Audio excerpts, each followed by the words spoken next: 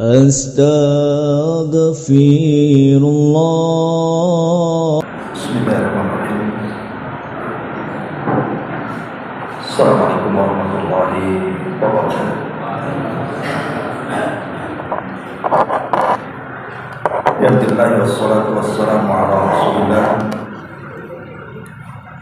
wa ala alihi wa sahbihi wa mawala wa la hawla wa la quwwata illa billahi wa ba'd.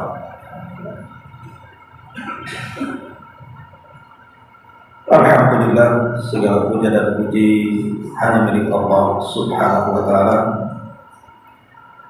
Salawat dan salam kita hadiahkan kepada Rasul kita Nabi besar Muhammad sallallahu alaihi wa ala alihi wasallam. Kita lanjutkan kembali kajian kitab Tauhid, dan kemarin kita sudah masuk pada bab Fadlul Tauhid wa ma yukaffiru minal. Bab yang bicara tentang keutamaan tauhid, dan tauhid adalah perkara yang bisa menggugurkan dosa. Mari kita sudah membaca satu dalil daripada surah Al-An'am ayat 82. Kita ulas sedikit. Allah Subhanahu wa ta'ala berfirman, alladzina amanu wa lam yalbisu imanahum bidzulmin ulaika lahumul amnu wa hum muhtadun. Orang-orang yang mereka beriman dan tidak mencampur adukan keimanan mereka dengan kezaliman, maka mereka layak mendapatkan keamanan dan mereka akan diberikan petunjuk. Ketika ayat ini turun, para sahabat Nabi SAW datang kepada Rasul. Mereka merasa berat dengan ayat ini, karena di benak para sahabat, kalau syarat mendapatkan keamanan dan petunjuk dari Allah Subhanahu wa ta'ala harus tidak mencampurkan keimanan dengan kezaliman. Maka sahabat mengatakan, fa ayyuna lam yadlim nafsa. Siapa di antara kita yang terlepas dari kezaliman? Jadi para sahabat memahami arti zalim di sini adalah seseorang mendolimi dirinya atau orang lain. Siapa yang selamat dari kezaliman seperti ini? Karena yang namanya manusia terkadang ada kekurangan dalam melaksanakan hak-hak selama dia hidup. Mungkin kurang melaksanakan hak dia kepada diri sendiri, kepada keluarga, istri, anak, orang tua, dan begitu seterusnya. Jadi sahabat protes dan mengatakan, kalau memang syarat mendapatkan keamanan dan juga hidayah harus terlepas dari kezaliman, siapa di antara kita yang tidak melakukan kezaliman? Maka Nabi SAW meluruskan pemahaman dan mengatakan, zalim dalam ayat ini bukan sebagaimana yang kalian paham, tapi zalim dalam ayat ini maksudnya kesyirikan. Kemudian Rasul membacakan ayat surah Luqman, nasihat Luqmanul Hakim kepada putranya, ya bunayya la tusyrik billahi inna syirka la dzulmun adzim. Wahai anakku, janganlah kalian melakukan kesyirikan, karena syirik itu adalah kezaliman yang sangat besar. Berarti ayat ini maknanya adalah orang-orang yang mereka beriman, maksudnya yang mentauhidkan Allah Azza wa Jalla. Kemudian mereka tidak mencampurkan tauhid mereka dengan kesyirikan, maka mereka akan mendapatkan keamanan dan mereka akan mendapatkan petunjuk.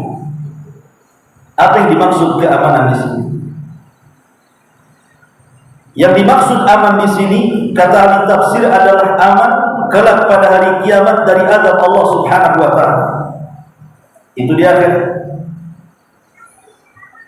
Tetapi di dunia, orang yang bertauhid akan aman darahnya, akan aman hartanya, dan akan aman kehormatannya.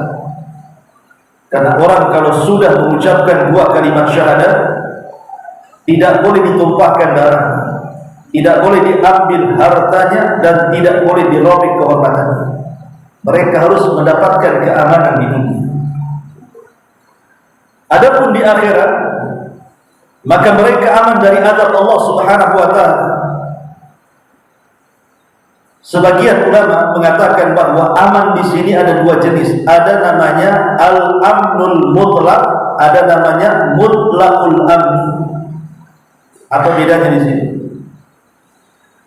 Kalau al-amnul mutlaq, aman secara mutlak itu artinya sama sekali tidak akan tersentuh neraka, direct masuk surga. Itu namanya al-amnul mutlaq. Tapi kalau mutlaqul amni, boleh jadi dia masuk surga, akan tetapi ada proses. Mungkin dia masuk neraka dulu dalam rangka membersihkan dosanya. Sehingga dari sini ada dua kelompok orang masuk surga itu. Ada yang masuk awaliyah, memang pertama langsung dia masuk surga, tidak kemana-mana lagi. Dan kelompok yang kedua tertahan dengan dosa-dosanya. Kapan seseorang mendapatkan amnul mutlak ini, direct masuk surga tanpa harus singgah di neraka? Kalau mereka terlepas dari tiga kezaliman. Karena zalim itu kan terbagi tiga. Ada zalim kepada diri sendiri, ada zalim kepada orang lain, dan ada zalim kepada Allah Subhanahu wa taala. Kalau dia tidak melakukan kezaliman kepada dirinya sendiri dan melaksanakan hak-hak yang diwajibkan kepadanya, dan dia juga tidak berlaku zalim kepada orang lain, dan dia juga tidak berlaku zalim kepada Allah, alias tidak menyekutukan Allah Azza wa Jalla, maka dia mendapatkan al-amnul mutlaq, direct masuk surga, tidak ada cerita. Tapi kalau seandainya satu di antara tiga kezaliman ini Anda lakukan, okelah, kita tidak menzalimi Allah, kita mentauhidkan Allah, kita tidak menyekutukan Allah, kita tidak meminta-minta ke kuburan, kita tidak datang ke dukun, tidak percaya dengan tangkal jimat dan yang semacamnya. Tapi kita terjatuh kepada zalim kepada orang, mungkin mencaci, memaki, menghina dan yang semacamnya, atau zalim kepada diri sendiri, kurang memperhatikan hak-hak kita, maka dia tidak akan mendapatkan al-amnul mutlaq, keamanan mutlak. Boleh jadi dia masuk surga tetapi bukan dalam kelompok awaliyah, mungkin belakangan setelah dibersihkan dosa-dosanya. Itu makna lahumul amnun. Adapun kalimat al-muhtadun, mereka mendapatkan hidayah. Maksudnya mendapatkan hidayah, Allah berikan hidayah mereka di dunia pertama dengan masuknya ia ke dalam Islam. Karena Islam itu hidayah, bahkan hidayah terbesar Islam itu. Kemudian juga setelah kemudian Allah Subhanahu wa taala wafatkan dia di atas Islam, maka Allah berikan hidayah lagi di kuburannya dengan cara apa? Mampu menjawab setiap pertanyaan munkar dan nakir. Kalau ditanya man rabbuka, dia katakan Allah. Wa man nabiyuka, siapa nabimu, dia katakan Muhammad. Wa madinuka, apa agamamu, dia katakan Islam. Raditu billahi rabban wa bil islami dinan wa bi Muhammadin nabiyyan wa rasulan. Jadi berikan hidayah, sanggup menjawab pertanyaan munkar dan nakir. Yutsabbitullahu alladziina amanu bil qauli tsabit. Allah tetapkan jawaban orang-orang yang beriman dengan jawaban yang mantap. Kemudian setelah masuk ke alam akhirat, maka Allah Subhanahu wa taala berikan hidayah dengan langsung dimasukkan orang ini ke dalam surga. Itulah makna hidayah di sini. Jadi orang-orang yang mentauhidkan Allah dan tidak mencampur adukan tauhid mereka dengan kesyirikan, mereka mendapatkan keamanan di dunia dengan apa? Aman darahnya, aman hartanya, aman kehormatannya, dan di akhirat aman dari azab Allah. Wa hum muhtadun, dan mereka mendapatkan hidayah. Di dunia mendapatkan Islam, di dalam kubur dia sanggup menjawab pertanyaan setiap kata-kata munkar dan nakir, dan di akhirat langsung diberikan hidayah, dimasukkan ke dalam surga. Dan ini adalah buah tauhid. Ini ringkasan kajian pada minggu yang lalu. Baik, kita masuk pada dalil kedua. An Ubadah bin Samit radhiyallahu anhu qala, qala Rasulullah sallallahu alaihi wasallam, man syahida an la ilaha illallah wahdahu la syarika lahu wa anna Muhammadan abduhu wa rasuluhu wa anna Isa abdullahi wa rasuluh wa kalimatuhu alqaha ila Maryam wa ruhu minhu wal jannatu haqqun wan naru haqqun adkhalallahu al jannata ala ma kana min al 'adl. Rawahu Bukhari wa Muslim. Dari Ubadah ibn Samit radhiyallahu anhu. Ubadah ibn Samit adalah sahabat yang termasuk as-sabiqun al-awwal dari kalangan Ansar, karena dia juga terlibat dalam pembaiatan Aqabah. Bahkan dia juga terlibat dalam perang Badar. Kalau seandainya 3 keutamaan ini saja kepada Ubadah ibn Samit itu sudah cukup. Dia orang yang awal-awal masuk Islam, dan dia terlibat dalam pembaiatan Aqabah, dan dia juga terlibat dalam perang Badar. Dan sesiapa yang terlibat dalam perang Badar, Rasul mengatakan, i'malu ma syi'tum faqad ghafarallahu lakum. Berbuatlah sesuka kalian, Allah mengampuni dosa-dosa kalian. Ditambah nama Ubadah ibn Samit ini adalah seorang sahabat yang direkomendasikan Nabi SAW dari 5 para sahabat tentang kepakarannya dalam Quran. Dan dia manusia yang sangat sempurna. Malamnya dihabiskan qiyamul lail, siangnya dihabiskan untuk siyamun nahar, puasa sunnah. Dan dia rajin membaca Quran, dan di waktu luangnya dia ajarkan Quran kepada manusia. Itulah Ubadah bin Samit. Ketika Nabi SAW meninggal dunia di masa kekhilafahan Umar bin Khattab radhiyallahu anhu, Umar menugaskan dia untuk menjadi salah satu pemimpin dari Syam setelah pembukaan. Ada perselisihan antara Ubadah dengan Muawiyah ketika itu. Akhirnya Ubadah pun pergi meninggalkan daerah itu, kembali ke Madinah. Kemudian Umar bertanya, kenapa kau meninggalkan Madinah itu? Dia mengatakan, aku berselisih dengan Muawiyah dalam perkara ini dan itu. Kata Umar, irji kembali, karena ketidakadaan dirimu di situ sama saja negeri itu tidak bernilai. Artinya Umar sangat memuji Ubadah ibn Samit. Dan Ubadah ibn Samit itu terkenal jihadnya, bukan hanya Qur'annya saja, bukan hanya puasanya, bukan hanya qiyamul lail, dia terkenal jihadnya. Dialah yang membebaskan Mesir dari Raja Muqawqis, yang di zaman Nabi SAW pernah disurati, tapi tidak mau masuk Islam, tetapi menghargai surat Nabi dengan cara berikan hadiah kepada Rasul 2 budak, pertama Sirin dan yang kedua Maria Al-Qibtiyah, yang kemudian digauli oleh Rasul Maria dan punya putra Ibrahim.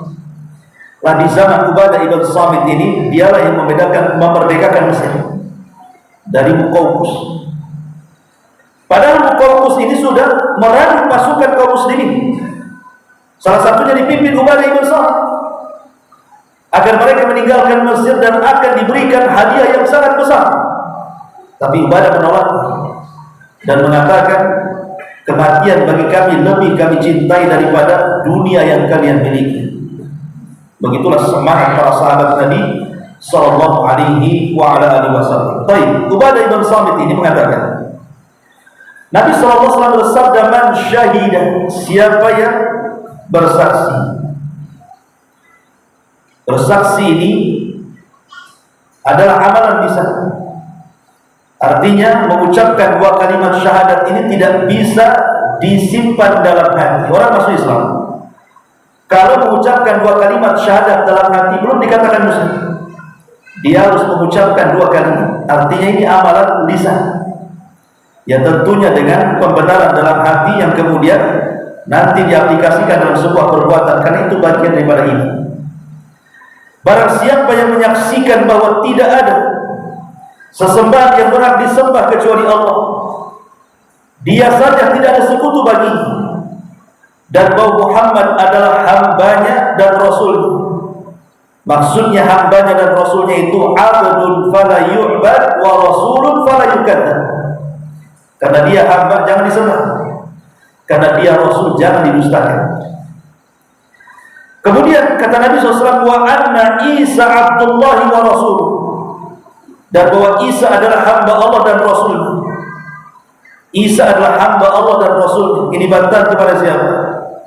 Bantahan kepada orang-orang Nasrani yang mengatakan bahwa Isa adalah Tuhan, Isa satu di antara tiga Tuhan, dan mereka mengatakan Isa adalah anak Tuhan. Maka Nabi SAW mengatakan Isa adalah Abdullah wa Rasul. Dia hamba Allah, tapi dia juga Rasul.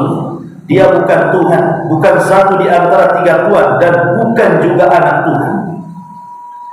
Dan itu diambil dari perkataan Isa sendiri. Ketika Maryam bintu Imran satu hari kemudian keluar dari mihrabnya hendak buang hajat, kemudian dicegat oleh malaikat Jibril dalam bentuk laki-laki tampan. Kemudian Maryam pun marah dan mengatakan, pergilah engkau dariku, in kunta taqiyya, kalau memang kau orang bertakwa jangan ganggu aku. Tapi kemudian Jibril mengatakan, Allah mengutus aku untuk menghabar gembirakan bahwa engkau akan punya putra, namanya Isa bin Maryam. Kata Maryam, "Bagaimana aku akan hamil? Tak ada satupun laki-laki yang menyentuh." Maka Jibril kemudian mengatakan, Allah mampu melakukan segalanya atas kehendaknya. Akhirnya Maryam pun hamil. Bayangkan, wanita suci tidak pernah keluar dari mihrabnya, tiba-tiba kemudian hamil tanpa ada pernikahan. Tentu orang-orang akan menyangka Maryam itu berzina. Tetapi Allah Subhanahu wa ta'ala ingin memberikan ketegaran kepada Maryam dengan cara apa? Memberikan mukjizat kepada putranya Isa bin Maryam. Ketika kemudian Isa lahir, kemudian Maryam mengatakan, ya Rabb, apa yang akan aku katakan jika manusia itu mengatakan aku berzina dan ini anak zina? Maka Allah katakan, diam saja, biar anakmu yang menjawab. Akhirnya kemudian Maryam pun menggendong putranya Isa bin Maryam. Manusia sudah ramai ribut, kok bisa wanita suci punya anak tanpa bapak? Berzina dengan siapa nih? Tapi kemudian Allah Subhanahu wa ta'ala berikan mukjizat kepada Isa dalam buayan, dalam ayunannya. Ketika orang-orang mengatakan itu bayinya siapa, maka Isa tiba-tiba bicara, dan pembicaraannya diabadikan dalam Quran surah Maryam ayat 30 dan seterusnya. Tiba-tiba Isa bin Maryam yang masih bayi mengatakan, qala inni Abdullah ataniyal kitab wa ja'alani nabiyya wa ja'alani mubarakan aynama kun wa awsani bis salati waz zakati ma dumtu hayya. Apa kata Isa? Isa berkata, sungguh aku adalah hamba Allah. Siapa yang mengatakan hamba Allah? Isa sendiri yang mengatakan hamba Allah. Dia memberiku Injil, dan dia menjadikan aku seorang nabi, dan dia menjadikan aku seorang yang diberkahi dimanapun aku berada. Dia merintahkan aku sholat, aku zakat selama aku masih hidup. Jadi yang mengatakan hamba Allah itu lisan Isa sendiri. Kenapa orang-orang Nasrani kemudian mengatakan Isa anak Tuhan? Dia sendiri mengatakan Abdullah, hamba Allah. Jadi Isa adalah hamba Allah, sama dengan yang lain. Wa anna Isa Abdullah wa Rasul wa kalimatuhu alqaha ila Maryam. Dan kalimatnya, maksudnya kalimat di sini kalimat kun fayakun, itu maksudnya. Jadi maka jadi.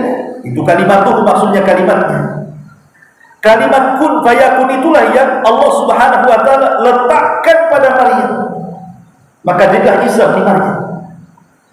Dan ini sesuai dengan firman Allah Subhanahu wa taala dalam surah Al-Imran ayat 59, "Inna mathala Isa kamathali Adam, khalaqahu min turabin, thumma qala lahu kun fayakun."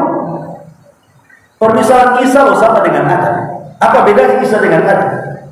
Kalau Isa memiliki keajaiban, dia lahir tanpa ayah, Adam lebih hebat lagi. Dia terlahir tanpa ayah, tanpa ibu pun Adam. Kenapa kalian mengatakan Isa Tuhan dan tidak mengatakan Adam Tuhan? Bukankah Adam lebih hebat lagi mukjizatnya kan? Terlahir tanpa ayah lagi, tanpa Tuhan lagi. Allah yang buat dia, yang bentuk dia. Tapi Isa terbentuk dalam rahim setiap ibu-ibu. Prosesnya sama dengan bayi-bayi biasa. 9 bulan baru lahir. Hanya ruh saja yang mungkin memiliki keistimewaan di antara seluruh ruh manusia, itu saja. Tapi proses kelahirannya sama dengan manusia yang lain, tidak ada beda. Dari mulai segumpal mani, kemudian segumpal darah, kemudian segumpal daging, kemudian ditiupkan ruh yang mulia itu, kemudian setelah 9 bulan lahir Isa bin Maryam. Makanya di sini kalimatuhu dan kalimatnya maksudnya kalimat kun di sini ini adalah kehendak Allah Subhanahu wa taala. Allah yang berkehendak dengan kalimat kun. Jadi maka jadi. Ada sebagian para ulama menjelaskan, saat kemudian Allah Subhanahu wa taala menurunkan Adam dari surga ke bumi. Kemudian Adam alaihi salatu wassalam diusap sebelah bahu kiri kanannya oleh Allah Subhanahu wa taala, keluarlah ruh yang begitu banyak. Dan itu akan menjadi cikal bakal anak cucu Adam alaihi salam, baik dari sebelah kanannya atau sebelah bahu kiri. Kemudian Allah Subhanahu wa taala mengambil ruh Isa bin Maryam, dikecualikan dari ruh-ruh mereka, ditempatkan di sisinya sebagai bentuk kemuliaan. Kemudian roh Isa ini tidak dibawa oleh malaikat roh. Lain dengan kita ini, kalau ketika kita berada di rahim ibu kita, ketika usia kita 4 bulan, yang membawa ruh itu memang malaikat yang ditugaskan oleh Allah untuk memasukkan ruh ke dalam rahim ibu kita. Tapi khusus Isa bin Maryam yang mengantarkan ruh bukan malaikat ruh, tapi Jibril alaihi salam. Kenapa Jibril yang mengantarkan ruh itu? Untuk menunjukkan kemuliaan.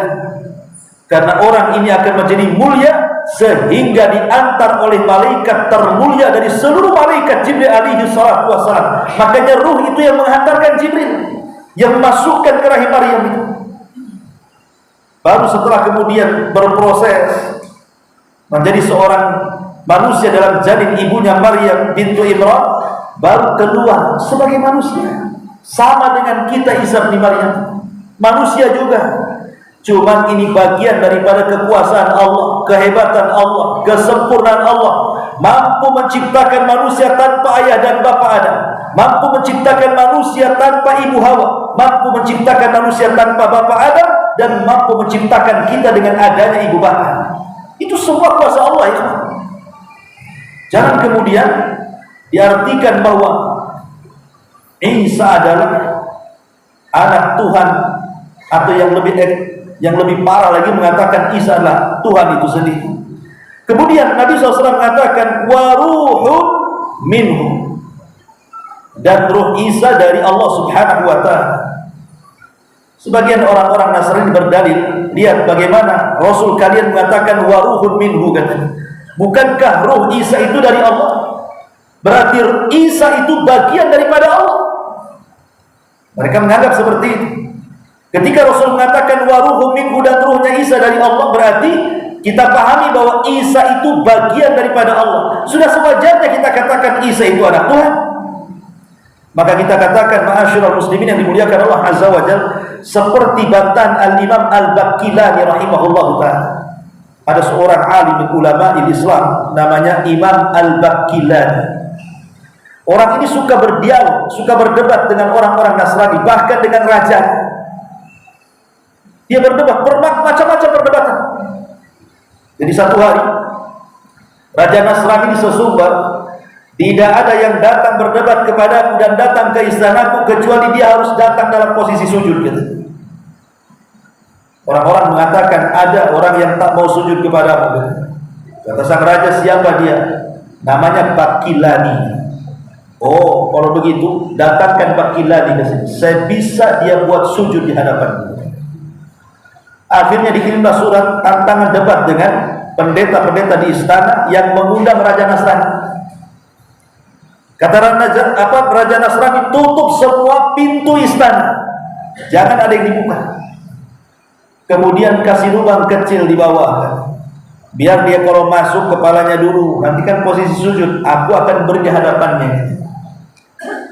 Akhirnya kemudian betul dibuat, pintu ditutup, kemudian dibuat lubang kecil-kecil yang bisa masuk itu dalam posisi sujud. Imam Bakilani cerdas, dia tidak mau kepalanya dulu yang masuk, kakinya dulu yang masuk. Baik. Kalau kakinya dulu yang masuk kan menggini raja kan begitu ya. Raja sampai geleng-geleng kepala, dia kakinya dulu masuk, baru kepalanya belakang, baru kemudian dia berdiri, baru kemudian membalik kepada raja. Tiba-tiba setelah raja bingung, kemudian Imam Bakilani menyapa para pendeta di sekitarnya dan mengatakan, macam mana kondisimu? Sehat atau tidak? Macam mana keluarga? Baik atau tidak? Oh, marah raja ini dan mengatakan, hei Bakilani, kok tidak tahu pendeta itu tidak kawin?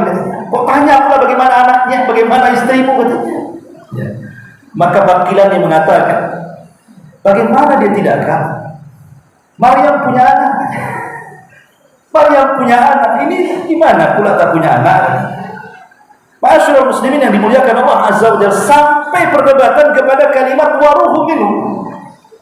Bukankah Nabi kalian kata mereka mengatakan ruhu min ruh, Isa itu dari Allah, berarti Isa itu bagian daripada Allah. Maka Imam Bakilani membacakan surah Al-Jathiyah ayat 13, wasakhkhara lakum ma fis samawati wa ma fil ardi jami'an minhu, dan Allah tundukkan kepada kalian apa yang ada di langit dan apa yang ada di bumi, semuanya minhu, dari Allah subhanahu wa ta'ala. Apa bedanya? Apakah kemudian langit bumi bagian daripada Allah? Tidak akan begitu. Sebagaimana langit dan bumi bukan bagian daripada Allah, tapi dia makhluk yang Allah ciptakan, begitu juga Isa dalam hadis itu, minhu itu artinya bukan dia bagian daripada Allah. Sebab kalau kalian mengatakan itu bagian daripada Allah, maka ayat ini juga sama. Jadi mustahil kalau langit dan bumi bagian daripada Allah. Maka terdiamlah mereka. Dan banyak persoalan yang ditanyakan. Salah satunya adalah persoalan Aisyah ummul mukminin radhiyallahu anha. Mereka mengatakan, aku dengar bahwa ummukum, ibu kalian Aisyah radhiyallahu anha adalah wanita pezina kan?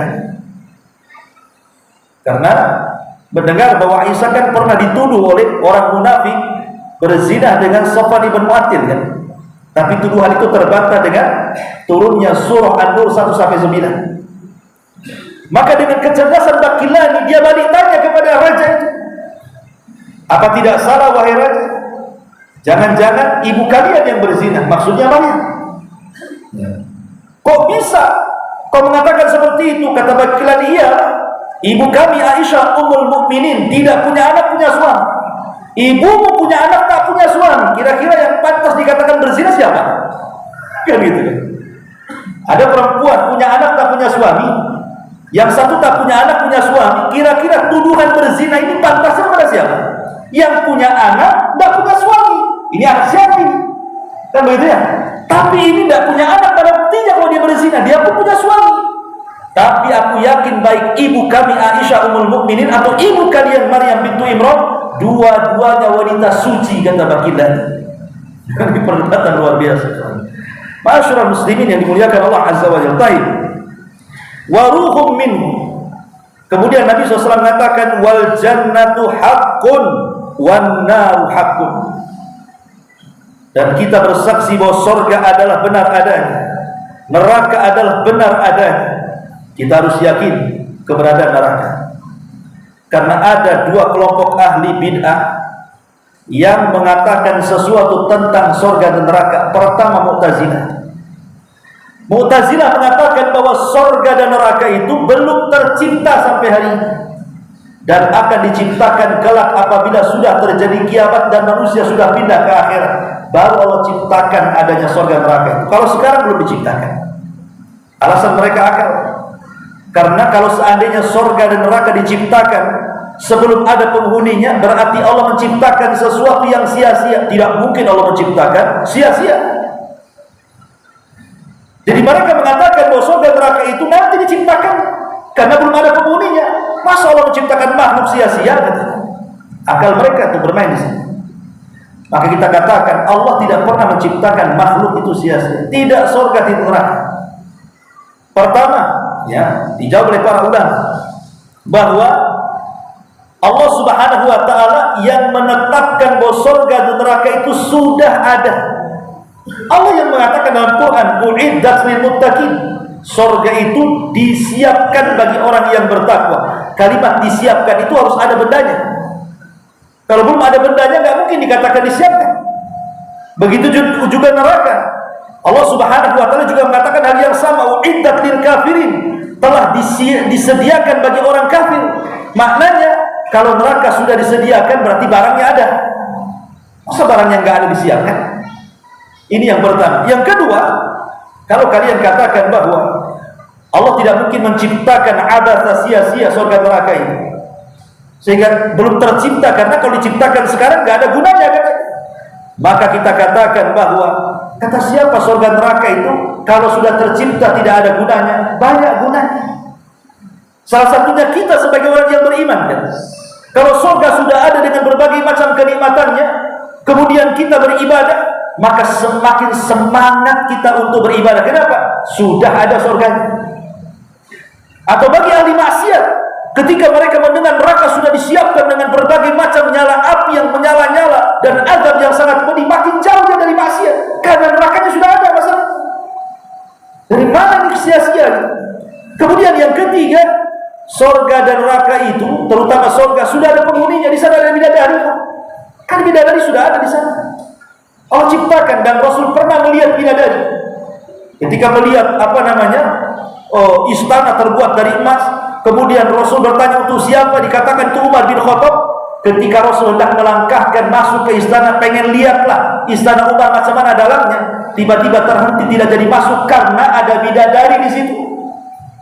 Dia pun menundukkan pandangannya dan tidak jadi masuk karena itu bidadari milik Umar. Ketika setelah peristiwa itu dia datang kepada Umar bin Khattab dan mengatakan, kata Umar, apakah dengan engkau aku harus cemburu, wahai Rasul? Kenapa kau tak masuk saja? A'alaika agharu ya Rasulullah? Apakah dengan engkau harus aku cemburu dengan engkau, wahai Rasul? Kata Rasul, tidak. Aku tidak mau menginjak sesuatu yang bukan hak. Ma'asyiral muslimin yang dimuliakan Allah Azza wa Jalla. Maka dari sini kita tahu bahwa surga dan neraka itu sudah tercipta. Dan dibantah kepada Mu'tazilah. Lain pula dengan Jahmiyah, kaum yang sudah dikafirkan para ulama. Kata Imam Ibnu Qayyim dalam kitab Nuniyahnya, 500 lebih para ulama di zamannya mengkafirkan Jahmiyah. Pendirinya Jahmi bin Safwan, murid daripada seorang yang kemudian sampai kepada Labid bin Asam, penyihir Nabi sallallahu alaihi wasallam. Jahmiyah mengatakan bahwa surga dan neraka itu tidak kekal. Makanya dulu terbit di negeri kita ini ada yang mengarang buku karya seorang dosen dari Universitas Islam, mengarang buku, apa judul bukunya? Ternyata surga dan neraka itu tidak kekal. Bayangkan. Ini kan ma'asyiral muslimin yang dimuliakan Allah Azza wa Jalla, jelas-jelas di dalam Al-Qur'anul Karim Allah yang mengatakan surga dan neraka kekal, kan? Seperti Allah mengatakan, innal ladzina amanu wa 'amilus shalihat ulaika ashabul jannah hum fiha khalidun. Orang-orang yang beriman dan beramal saleh, maka mereka akan masuk ke dalam surga dan mereka dikekalkan di dalamnya selama-lamanya. Dan Allah juga mengatakan, innal ladzina kafaru wa kadzdzabu bi ayatina ulaika ashabun nar hum fiha khalidun. Orang-orang yang kufur dan mendustakan ayat kami, maka mereka akan dimasukkan ke dalam neraka dan mereka dikekalkan di dalamnya selama-lamanya. Maka kita katakan bahwa surga neraka itu kekal. Kenapa orang-orang Jahmiyah mengatakan surga neraka itu tidak kekal? Karena mereka mengatakan, apa bedanya Allah kekal, surga neraka kekal? Lalu apa bedanya kekekalan Allah dengan surga neraka katanya? Maka dijawab oleh para ulama, beda kekalnya surga dengan kekalnya Allah. Kekalnya Allah tidak didahului dengan ketiadaan. Adapun surga itu didahului ketiadaan kemudian diciptakan. Yang kedua, kekekalan surga karena Allah yang berkehendak. Bukan karena surga yang berkehendak dia kekal, Allah yang menghendaki. Maka tidak benar kalimat itu. Maka kita katakan bahwa surga dan neraka kekal selama-lamanya karena kehendak Allah Subhanahu wa ta'ala. Baik, sebelum saya jawab, Ustaz, ketika Rasulullah sedang khutbah ada orang yang masuk masjid, kemudian Rasul menyuruh untuk sholat ini, termasuk sholat tahiyatul masjid atau sholat qabliyah Jum'ah ini. Sholat tahiyatul masjid adalah sholat yang memang dianjurkan setiap kita masuk masjid. Setiap kita masuk masjid, sholat tahiyatul masjid.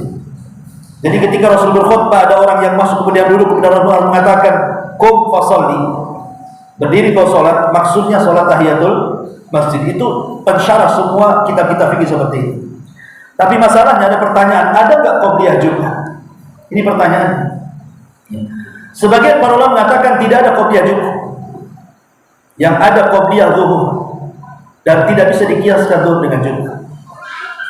Tapi kalau yang dimaksud qabliyah Jumat itu bukan rawatib, bukan rawatib ya, tetapi nafilah, tidak ada masalah. Karena ada hadis yang mengatakan baina adzanaini salat. Setiap di antara dua adzan itu ada salat. Maksudnya salat di sini salat sunnah, bukan salat rawatib. Ya. Kalau maksudnya kita ini salat di antara dua adzan, maksudnya adzan ke qomat, ya, adzan kedua, bukan adzan pertama, adzan kedua ke qomat gitu. Kedua namanya di antara dua adzan kan. Di situ ada salat, ya. Hadis itu bisa kita jadikan melakukan salat 2 rakaat sebelum Jumat, tapi bukan qabliyah, bukan rawatib. Ya, itu hanya sekedar nafilah biasa. Artinya bisa dilakukan, bisa tidak dilakukan kan begitu. Tapi kalau yang dimaksud qabliyah wallahu a'lam, sampai hari ini saya belum mendapatkan penjelasan yang memuaskan. Dan ada juga memang yang mengatakan ada qabliyah Jumat dikiaskan dengan qabliyah zuhur wallahu a'lam. Tapi hadis yang antum maksudkan di sini adalah tahiyatul masjid. Ya. Baik, kita lanjutkan sedikit. Jadi inti hadis ini adalah bantahan kepada siapa? Satu, kepada orang-orang Nasrani yang mengatakan bahwa Isa adalah anak Tuhan. Kita katakan Isa bukan anak Tuhan. Isa adalah hamba dan Rasul. Dua, bantahan kepada orang Yahudi yang mengatakan Isa itu anak zina dan ibunya seorang pezina. Kita katakan Isa bukan anak zina karena tidak mungkin anak zina jadi nabi, tidak mungkin anak zina jadi rasul. Karena itulah orang-orang Nasrani mengkafirkan Yahudi, sebab tidak mengakui kerasulan Isa dan tidak menganggap adanya Injil. Makanya orang Yahudi itu selama ini tidak akan mengakui Isa. Lihat di sinagog, di tempat ibadah mereka tidak akan Anda temui Injil, yang ada Taurat.